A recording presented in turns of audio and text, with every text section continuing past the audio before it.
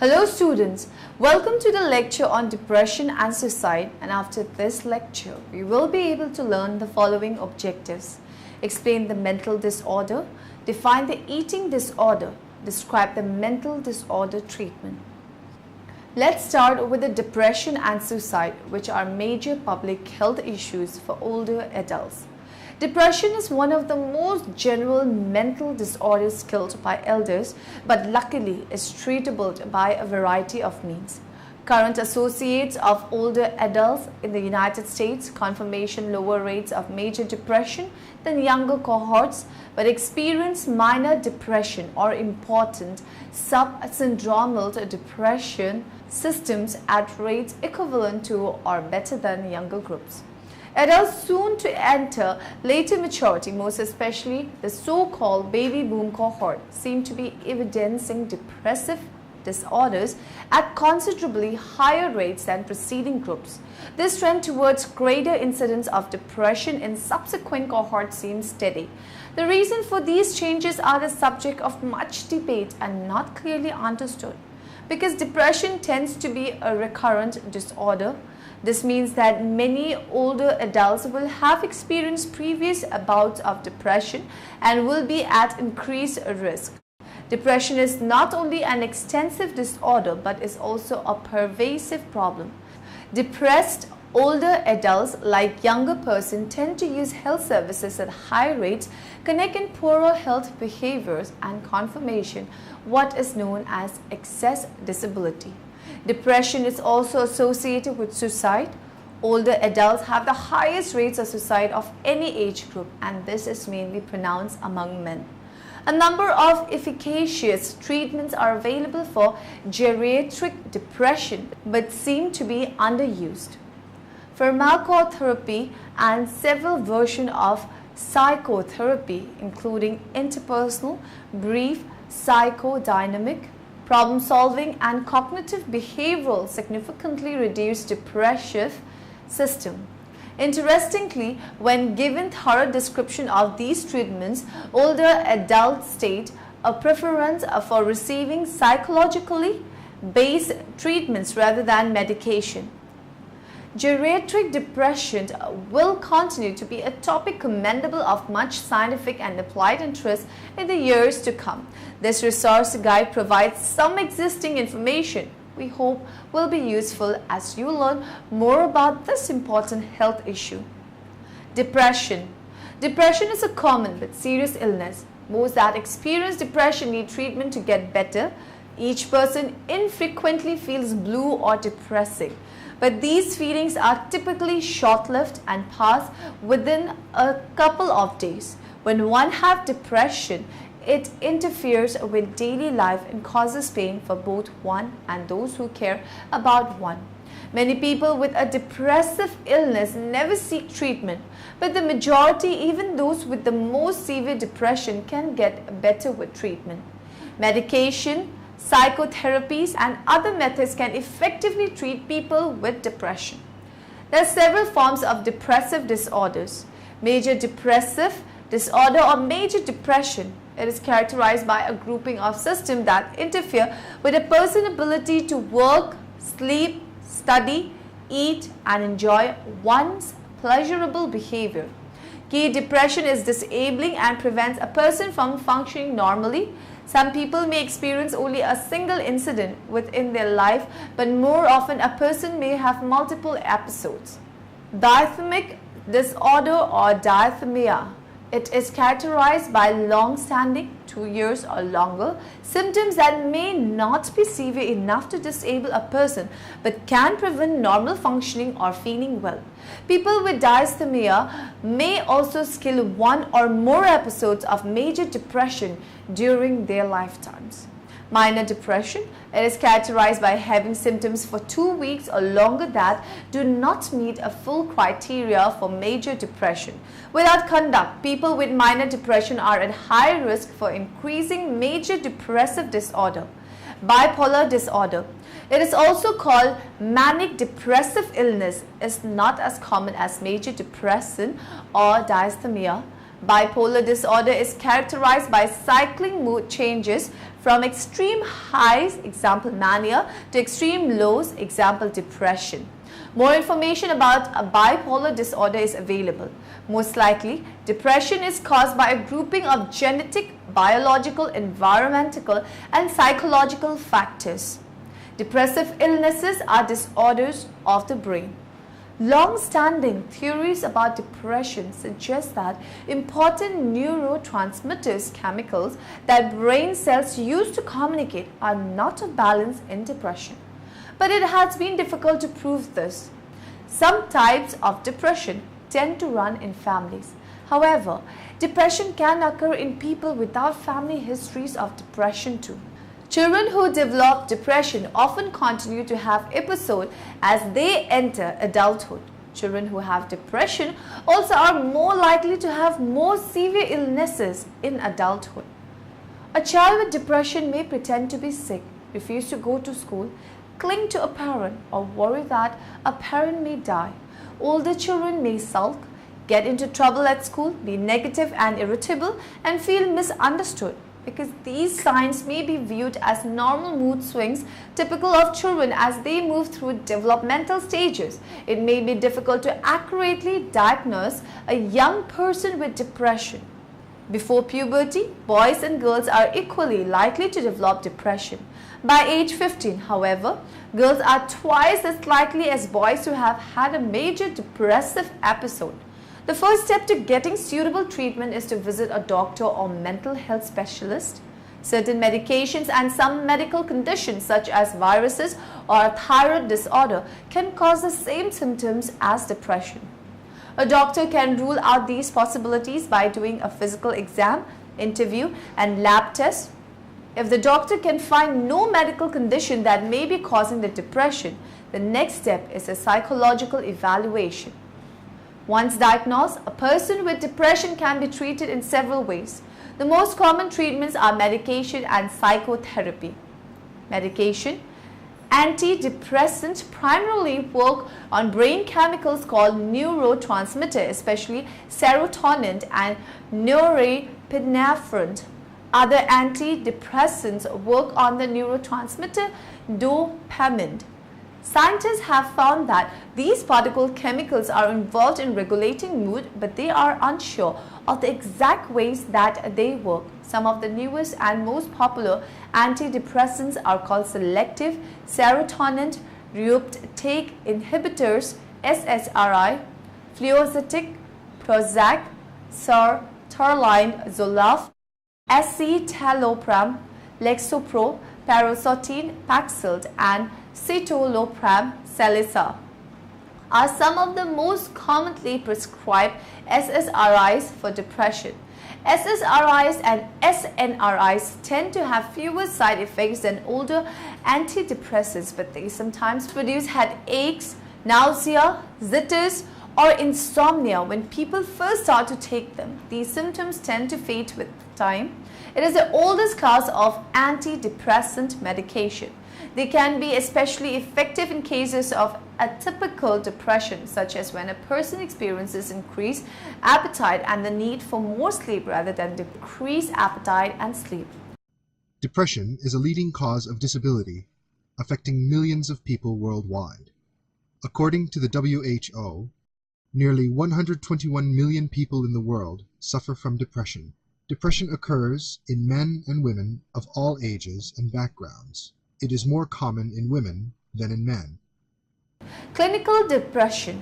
Clinical depression is a medical illness which affects millions of people each year. Though people often get the blues, clinical depression causes persistent changes in some person's mood, behavior, and feelings. The illness interferes with and disrupts persons' education, job, and family life. No amount of cheering up can make it go away, and neither can keep a stiff upper lip nor toughing it out. No amount of exercise, vitamins, or vacation can make clinical depression disappear. People with clinical depression need to get proper treatment, which usually includes medication, psychotherapy, or a combination of both. Clinical depression symptoms may include depressed mood most of the day, nearly every day, loss of interest or pleasure in most activities, significant weight loss or gain, sleeping too much or not being able to sleep nearly every day, slowed thinking or movement that others can see, fatigue or low energy nearly every day. Clinical depression differs greatly among people, both in its severity and how long it lasts. Some people suffer only one episode of clinical depression during their lifetime, while others experiences recurring episodes. Also, people suffer from two basic types of clinical depression. Major depression, also called unipolar depression. This illness is identified by many of the symptoms. Manic depression, also called bipolar depression. This illness causes alternate cycles of depression or manic relation. During a manic phase, some or all of the following symptoms often appear: increased energy and decreased need for sleep, inappropriate excitement or irritability, increased talking or moving, promiscuous sexual behavior, disconnection and racing thoughts. Current theory suggests those clinical depression results from complex interaction between brain chemicals and hormones that influence a person's energy level, feelings, sleeping and eating habits.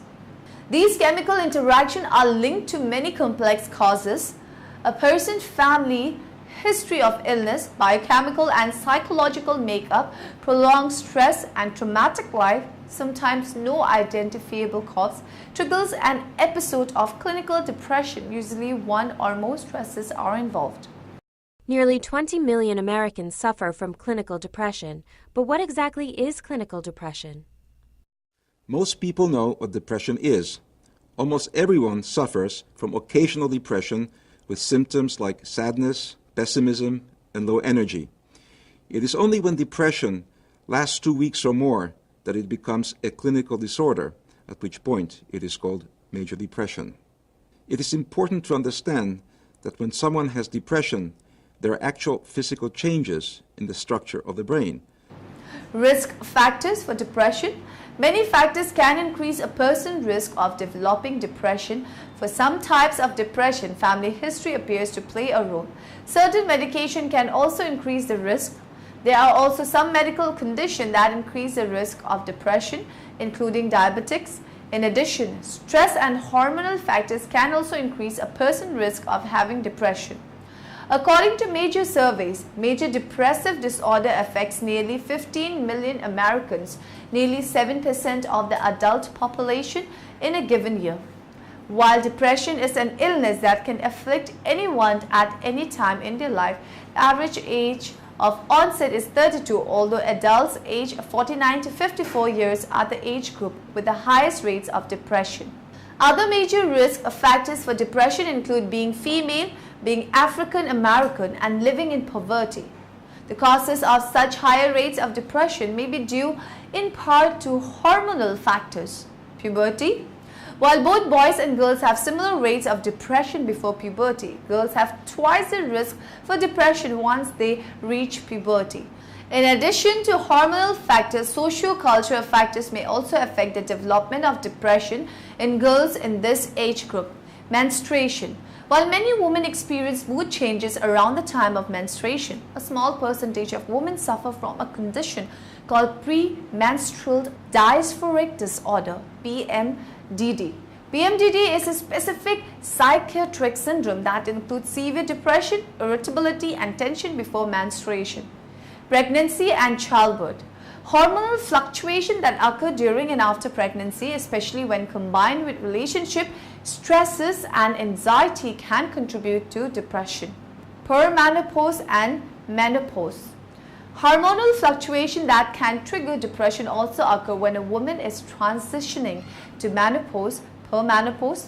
Sleep disruptions are also common during perimenopause and may contribute to depression. Once women pass into menopause, depressive symptoms generally tend to wane. Some research suggests that depression in men is associated with the following indicators: low tolerance to stress, behaviors such as acting out and being impulsive, a history of alcohol or substance abuse, family history of depression, alcohol abuse or suicide. Depression can occur in children of all ages, although adolescents have the highest risk. Risk factors for depression in young people include having parents with depression, particularly if it is the mother who is depressed. Early negative experiences and exposure to stress, neglect, or abuse also pose a risk for depression. Adolescents who have depression are at significantly higher risk for substance abuse, recurring depression, and other emotional and mental health problems in adulthood. About 1 to 5% of elderly people suffer from depression. The rate increases significantly for those who have other chronic health problems, especially medical conditions such as Alzheimer's, Parkinson's disease, heart disease, and cancer that interfere with functional abilities. Depression also occurs in some elderly people who require home health care or hospitalization. In addition, older people often have to contend with significant stressful life changes such as the loss of a spouse.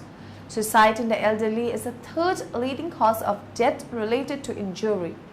Men account for majority of these suicides with divorced or widowed men at highest risk. Like heart disease and alcoholism, clinical depression often runs in families. More than twice as many women than men suffer from clinical depression, and 25% of women and 10% of men will suffer one or more episodes of clinical depressions in their lifetimes. Those clinical depression strikes people of all ages. It strikes most often among those aged 24 to 44. The elderly also frequently suffer from clinical depression.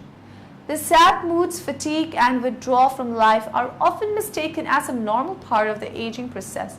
For many older people, clinical depressions linked to the death of a spouse, admission to a nursing home, prolonged illness, or a major operation such as heart surgery. The elderly depressed are much higher risk for suicide than younger depressed. Self-injury. Self-injury is a way of dealing with very difficult feelings that build up inside. Many people with eating disorder also engage in the act of self-injury. Just like the eating disorders are used to help the individual cope, the act of injuring oneself is also used to help cope with blocked out and release built up feelings and emotions. Self-injury is probably the most widely misunderstood forms of self-harm, and there are many myths associated with it, which can be made it difficult for people to reach out and ask for help. Self-injury, self-harm, self-mutilation can be defined as the attempt to deliberately cause harm to one's own body, and the injury is usually severe enough to cause tissue damage. This is not a conscious attempt at suicide, though some people may see it that way. There are 3 types of self-injury. The rarest and most extreme form is major self-mutilation. This form usually results in permanent disfigurement, that is, castration or limb amputation. Another form is stereotype self-mutilation, which usually consists of head banging, eyeball pressing, and biting. The third and most common form is superficial self-mutilation, which usually involves cutting, burning, hair pulling, bone breaking, hitting, interference with wound healing, and basically any method used to harm oneself. Self-injury can occur in either sex and in any race of people. The behavior is not limited by education, age, sexual orientation, socioeconomic status, or religion. However, there are some common factors among people who engage in self-injury. Self-injury occurs more often among adolescent females, people who have a history of physical, emotional, or sexual abuse, people who have coexisting problems of substance abuse, obsessive compulsive disorder or eating disorder, individuals who were raised in families that discourage expression of anger, individuals who lack skills to express their emotions and lack a good social support network. One may want to stop injuring yourself but have worries about it, such as feeling embarrassed, depressed about anything ever getting better, afraid that one might end up dead, helpless, one do not know what to do for the best, guilty because one cannot stop harming yourself even if one wants to, isolated, one do not know who to talk to, hating one for not being what people want, upset, cannot keep feelings in or maybe one cannot let them out, worried, in case people think one is just attention seeking. If an individual shows sign of self-injury, a mental health professional with self-injury expertise should be consulted. The mental health professional will be able to make an evaluation and recommend a course of treatment. Self-injury can be a symptom of psychiatric illness including personality disorder, particularly borderline personality disorder, bipolar disorder, major depression, anxiety disorder, particularly obsessive compulsive disorder, schizophrenia. Suicide. Can anyone tell me why people suicide? Suicide is the act of one who causes his own death, either by positively destroying his own life, as by inflicting on himself a mortal wound or injury, or by omitting to do what is necessary to escape death, as by refusing to leave a burning house. From a moral standpoint, we must treat, therefore, not only the prohibition of positive suicide, but also the obligation incumbent on man to preserve his life.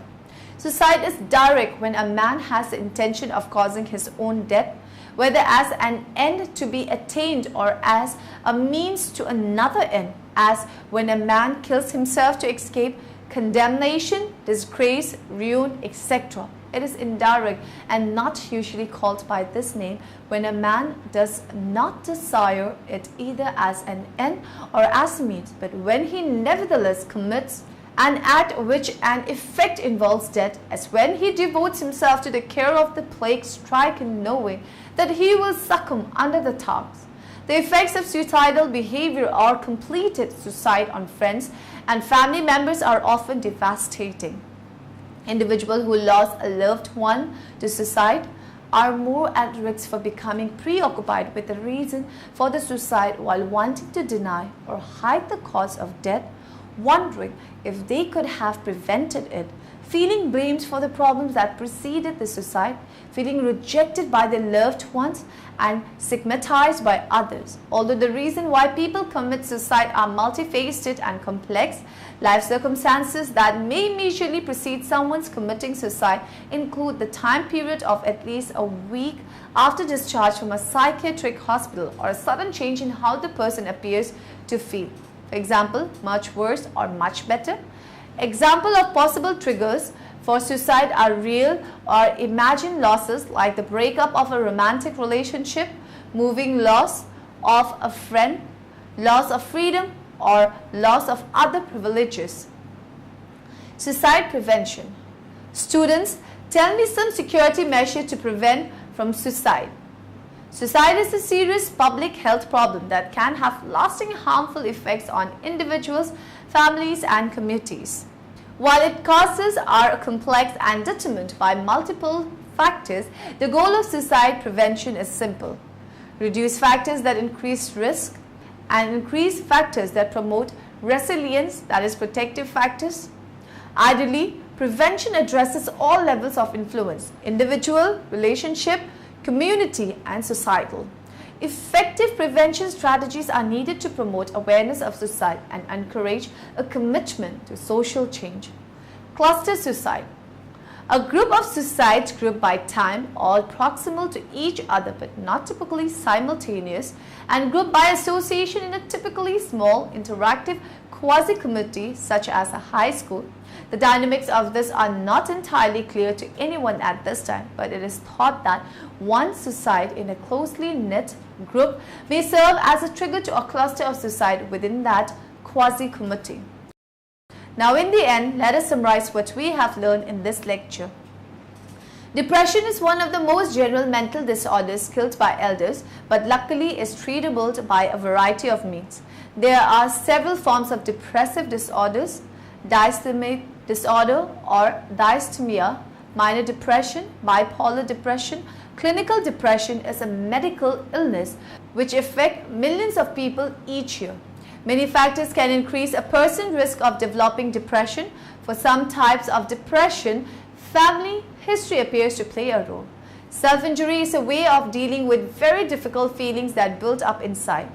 Suicide is the act of one who causes his own death, either by positively destroying his own life as by inflicting on himself a mortal wound or injury, or by omitting to do what is necessary to escape death as by refusing to leave a burning house. A group of suicides grouped by time, all proximal to each other but not typically simultaneous, and grouped by association in a typically small interactive quasi-community such as a high school.